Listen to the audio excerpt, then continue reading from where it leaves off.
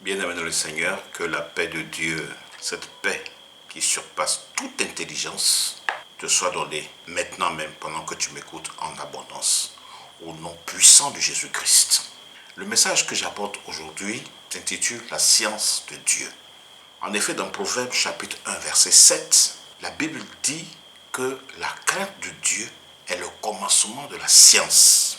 La science, dans son sens général, peut se définir comme un ensemble de connaissances qui se rapportent à un domaine, à une matière, à un phénomène, etc., etc. Or, la science dont parle Proverbe 1, verset 7, concerne d'abord Dieu. Et comme Dieu est esprit, selon Jean 4, verset 24, et qu'il est en même temps le Dieu des esprits, selon Nombre 16, verset 22, alors cette science concerne plus largement le monde spirituel. En plus, l'homme ayant été créé à l'image de Dieu, selon Genèse 1, verset 26, cet homme-là, il est aussi esprit, selon ce qui est écrit dans 1 Thessaloniciens, chapitre 5, verset 23. Alors cette science concerne l'homme dans sa relation avec son Dieu. Cette science est donc la science des choses divines, la science des choses spirituelles, et nous l'appellerons tout simplement la science de Dieu. Le psaume 139 donne une définition de cette science. Le psaume 139, je citerai le verset 1 à 6, mais vous devez lire le psaume dans son entièreté. Les versets 1 à 6 disent ceci, et je cite.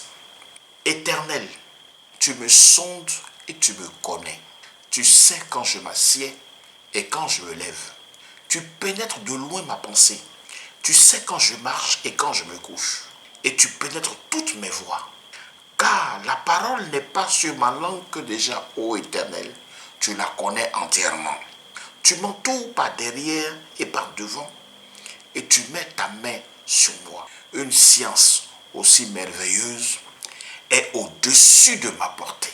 Elle est trop élevée pour que je puisse la saisir. » Fin de citation.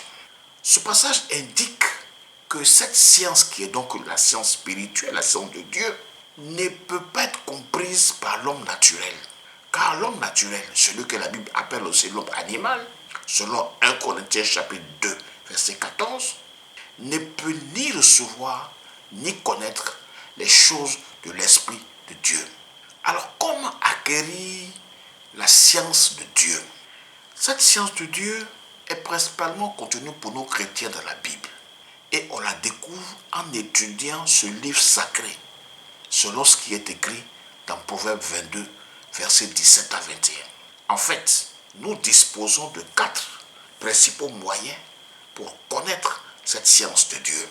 Ces moyens sont l'intelligence humaine, la foi, l'ouverture de l'esprit et la révélation. Comment acquérir la science divine par l'intelligence humaine? L'intelligence humaine, c'est d'abord l'intelligence avec laquelle l'homme vient au monde.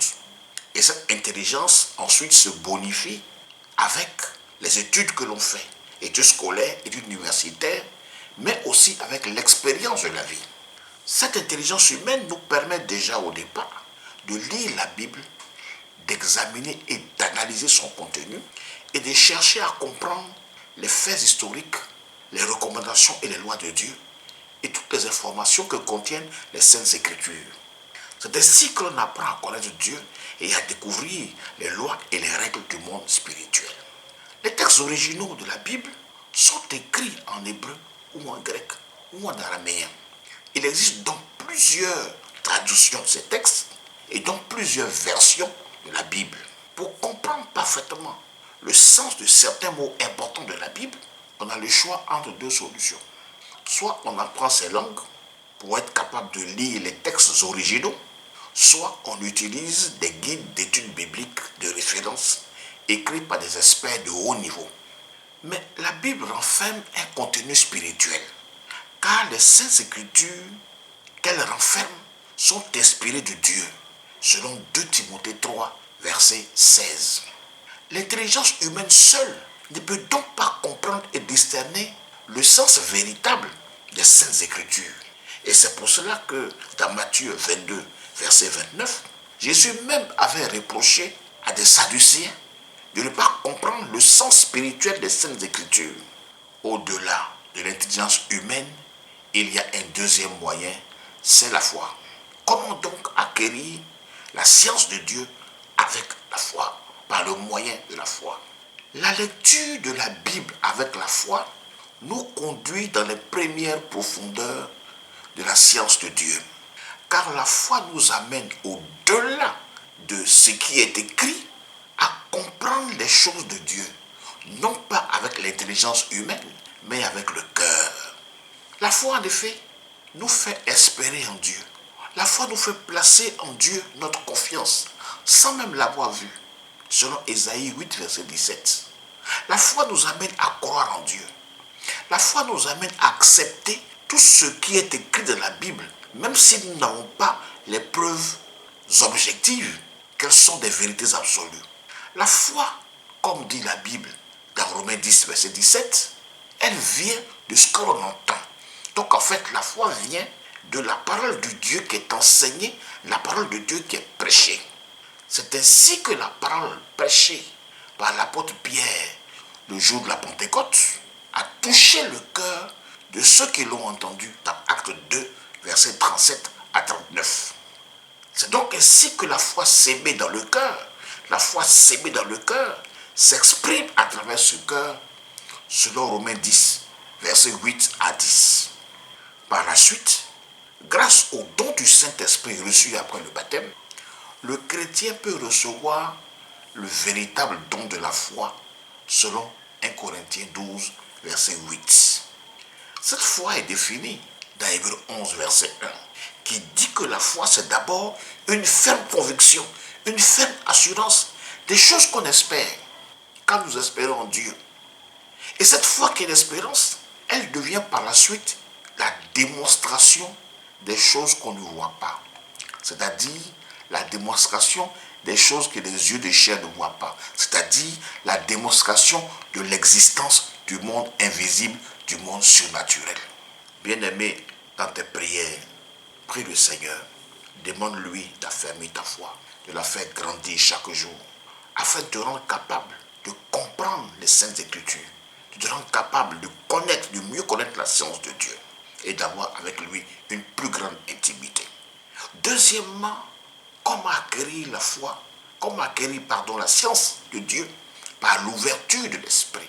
Dans Luc 11, verset 52, Jésus a reproché aux docteurs de la loi d'ignorer la science divine et de maintenir le peuple dans l'ignorance.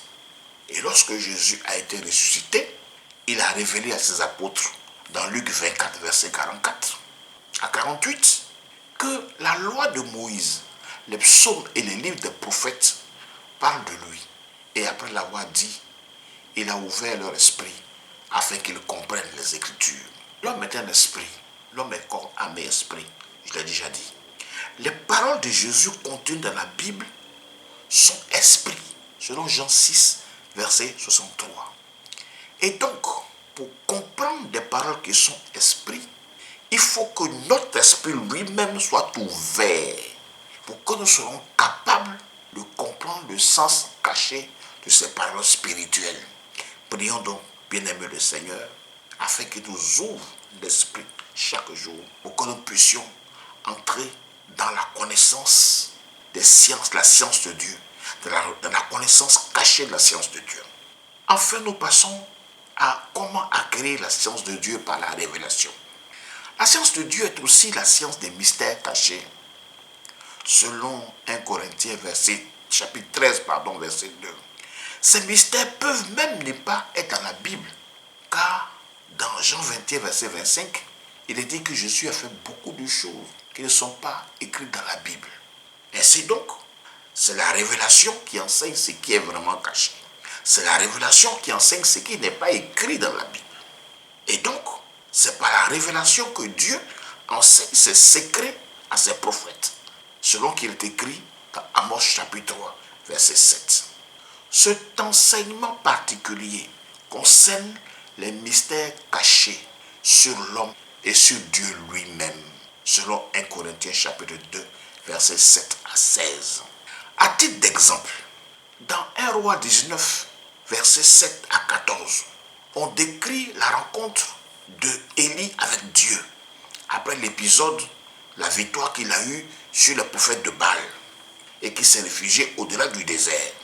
Mais quand on décrit l'apparition de Dieu dans ce texte-là, comment Élie a-t-il su que lorsque Dieu apparaît sur terre, il y a d'abord en premier lieu un vent fort et violent qui déchire les montagnes, dans lequel il n'est pas. Il y a en deuxième lieu le tremblement des terres, qui n'est pas encore Dieu qui arrive. En troisième lieu, il y a le feu, dans lequel Dieu ne se trouve pas. Et enfin, en quatrième position, c'est lorsque le murmure doux et léger arrive que Dieu se présente. Élie le savait parce que cela fait partie des secrets que Dieu lui a révélés en tant que prophète. En conclusion, la Bible dit dans Osée 4, verset 6, que le peuple de Dieu périt par manque de connaissance. Le pouvoir que nous cherchons, puisqu'on dit que ceux qui ont cru, ils ont reçu le pouvoir de devenir enfants de Dieu. Le pouvoir que nous recherchons, ce pouvoir-là, le pouvoir tel qu'il est décrit dans Jean 15, verset 7, dans lequel Jésus dit, si vous demeurez en moi et que mes paroles demeurent en vous, demandez tout ce que vous voudrez, vous allez l'obtenir. Ce pouvoir-là se trouve dans la connaissance. Ce pouvoir se trouve dans la connaissance qui est cachée. Or, nous chrétiens, notre Père est aux cieux, selon Matthieu 6, verset 9.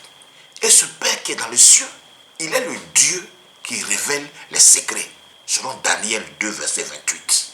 Alors, bien-aimé, t'exhorte à rechercher, comme conseille Paul, les 1 Corinthiens 14, à rechercher les dons de révélation, à rechercher le don de prophétie, pour que Dieu te révèle ses secrets, afin que tu puisses avoir avec Dieu une plus grande intimité, afin que tu découvres véritablement ta personne spirituelle et en tant qu'esprit, tu puisses communiquer avec le Saint-Esprit.